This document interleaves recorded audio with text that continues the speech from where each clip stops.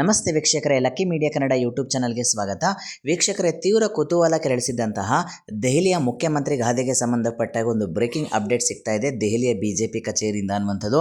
ಈ ಮುಖಾಂತರ ದೆಹಲಿಗೆ 4ನೇ ಮಹಿಳಾ ಮುಖ್ಯಮಂತ್ರಿಯಾಗಿ ಸಿಗ್ತಾ ಇದ್ದಾರೆ ರೇಖಾ ಗುಪ್ತಾ ಅನ್ನುವಂಥದ್ದು. ಸೊ ದೆಹಲಿಯ ಮೊಟ್ಟ ಮೊದಲನೇ ಬಾರಿಗೆ ಶಾಸಕಿಯಾಗಿ ಆಯ್ಕೆಯಾಗಿರ್ತಕ್ಕಂತಹ ರೇಖಾ ಗುಪ್ತಾ ಅವರನ್ನು ಆಯ್ಕೆ ಮಾಡಿದೆ ದೆಹಲಿಯ ಬಿಜೆಪಿ ಅನ್ನುವಂಥದ್ದು. ಈ ಮುಖಾಂತರ ನರೇಂದ್ರ ಮೋದಿ ಮತ್ತು ಅಮಿತ್ ಶಾ ಯಾವ ಸ್ಟ್ರಾಟಜಿಯನ್ನು ಇಟ್ಕೊಂಡು ರೇಖಾ ಗುಪ್ತಾ ಅವ್ರನ್ನ ಆಯ್ಕೆ ಮಾಡಿದ್ದಾರೆ ಅನ್ನುವಂಥದ್ದು ನೋಡಬೇಕಾಗುತ್ತೆ ಸ್ನೇಹಿತರೆ. ಬಟ್ ರೇಖಾ ಗುಪ್ತಾ ಅವರು ಶಾಲಿಮಾರ್ ಬಾಗ್ನಿಂದ ಆಯ್ಕೆಯಾಗಿರ್ತಕ್ಕಂತಹ ಶಾಸಕಿಯಾಗಿದ್ದಾರೆ.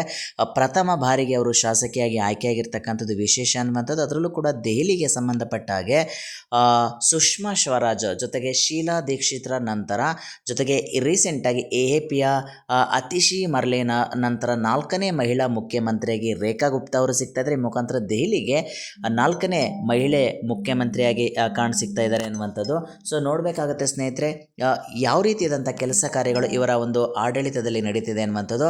ಅದರಲ್ಲೂ ಕೂಡ ರೇಖಾ ಗುಪ್ತಾ ಅವರು RSS ಬ್ಯಾಕ್ಗ್ರೌಂಡನ್ನು ಹೊಂದಿರತಕ್ಕಂತಹ ರೇಖಾ ಗುಪ್ತಾ ಇವರು ಏನು ಶಾಲಿಮಾರ್ ಬಾಗ್ನಿಂದ AAPಯ ಅಭ್ಯರ್ಥಿಯಾಗಿರ್ತಕ್ಕಂಥ ಬಣ್ಣ ಕುಮಾರಿ ಅವರ ವಿರುದ್ಧ 29,000 ಅಧಿಕ ಮತಗಳಿಂದ ಅವರನ್ನು ಸೋಲಿಸುವ ಮುಖಾಂತರ ಶಾಸಕಿಯಾಗಿ ಆಯ್ಕೆಯಾಗಿದ್ದಾರೆ ಅನ್ನುವಂಥದ್ದು.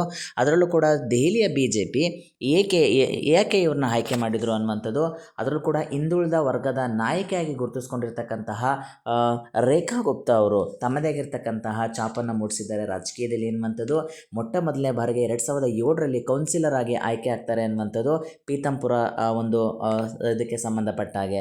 ಅದಾದ ನಂತರ ಇನ್ನಿತರೆ ಕೆಲವು ಘಟಕಗಳ ಅಧ್ಯಕ್ಷತೆಯನ್ನು ಕೂಡ ಇವರು ವಹಿಸ್ಕೋತಾರೆ. ಪ್ರಧಾನ ಕಾರ್ಯದರ್ಶಿಯಾಗಿ ಕೂಡ ಹುದ್ದೆಯನ್ನು ವಹಿಸ್ಕೋತಾರೆ. ಈ ಮುಖಾಂತರ ಹಂತವಾಗಿ ತಮ್ಮದೇ ಆಗಿರ್ತಕ್ಕಂಥ ಕಾರ್ಯಚಟುವಟಿಕೆಗಳನ್ನು ರಾಜಕೀಯದಲ್ಲಿ ಇವರು ಕಾಣ್ತದೆ ಅನ್ನುವಂಥದ್ದು.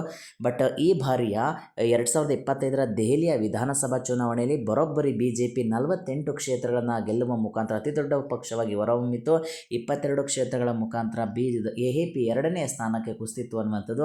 ಈ ಮುಖಾಂತರ ಅತಿ ದೊಡ್ಡ ಪಕ್ಷವಾಗಿ ಹೊರಹೊಮ್ಮಿದ್ದಂಥ BJPಗೆ ಸುಮಾರು 11 ದಿನಗಳ ನಂತರ ಮುಖ್ಯಮಂತ್ರಿ ಹುದ್ದೆಗೆ ಅಭ್ಯರ್ಥಿಯನ್ನು ಆಯ್ಕೆ ಮಾಡೋದರಲ್ಲಿ ಸಫಲತೆಯನ್ನು ಹೊಂದಿದೆ. ಈ ಮುಖಾಂತರ 11 ದಿನಗಳ ಕಾಲ ಅದು ಒಂದು ರೀತಿಯಾದಂಥ ವೇಟಿಂಗ್ ಲಿಸ್ಟಲ್ಲಿ ಇತ್ತು ಅಂತ ಹೇಳ್ಬೋದು. ಯಾರು ಮುಖ್ಯಮಂತ್ರಿ ಆಗ್ತಾರೆ ಅನ್ನುವಂಥ ತೀವ್ರ ಕುತೂಹಲನ ಕೇಳಿಸಿತು. ಬಟ್ ಈ ಪ್ರಶ್ನೆಗೆ ಇಂದು ಉತ್ತರ ಸಿಗ್ತಾ ಇದೆ. ದೆಹಲಿಗೆ 4ನೇ ಮಹಿಳಾ ಮುಖ್ಯಮಂತ್ರಿಯಾಗಿ ಸಿಗ್ತಾ ಇದ್ದಾರೆ ರೇಖಾ ಗುಪ್ತಾ ಅನ್ನುವಂಥದ್ದು. ಸೊ ರೇಖಾ ಗುಪ್ತಾ ಅವರು ನಾಳೆ ಅಂದರೆ ಫೆಬ್ರವರಿ 20ರಂದು ನಾಳೆ ರಾಮ್ಲೀಲಾ ಮೈದಾನದಲ್ಲಿ ಇವರು ಪ್ರಮಾಣ ವಚನವನ್ನು ಸ್ವೀಕರಿಸ್ತಾರೆ ಅನ್ನುವಂಥದ್ದು. ಸೊ ಮುಂದೆ ಯಾವ ರೀತಿಯಾದಂಥ ಅಧಿಕಾರವನ್ನು ಕೊಡ್ತಾರೆ ಅನ್ನುವಂಥದ್ದು ಅಷ್ಟೇ ಕಾದು ನೋಡಬೇಕಾಗುತ್ತೆ. ಸೊ ಪ್ರಸ್ತುತ ಇವತ್ತಿನ ಒಂದು ವಿಶೇಷ ದೆಹಲಿಯ ಮುಖ್ಯಮಂತ್ರಿಯಾಗಿ ರೇಖಾ ಗುಪ್ತಾ ಅವರು ಆಯ್ಕೆಯಾಗಿದ್ದಾರೆ ಅನ್ನುವಂಥದ್ದು ವಿಶೇಷ ಆಗುತ್ತೆ ಸ್ನೇಹಿತರೆ. ಸೊ ಯಾರೇನೋ ನಮ್ಮ ಚಾನಲ್ ಸಬ್ಸ್ಕ್ರೈಬ್ ಮಾಡ್ಕೊಂಡು ದಯವಿಟ್ಟು ಸಬ್ಸ್ಕ್ರೈಬ್ ಮಾಡ್ಕೊಳ್ಳಿ. ನಾನು ಕೊಡ್ತಾ ಇರ್ತಕ್ಕಂಥ ಇನ್ಫಾರ್ಮೇಷನ್ ನಿಮಗೆ ಇಷ್ಟ ಆಯಿತು ಅಂದರೆ ಲೈಕ್ ಮಾಡಿ, ಶೇರ್ ಮಾಡಿ, ಪ್ಲೀಸ್ ಸಬ್ಸ್ಕ್ರೈಬ್ ಮಾಡ್ಕೊಳ್ಳಿ ಅಂತ ಹೇಳ್ತಾ ಥ್ಯಾಂಕ್ ಯು ಸೋ ಮಚ್.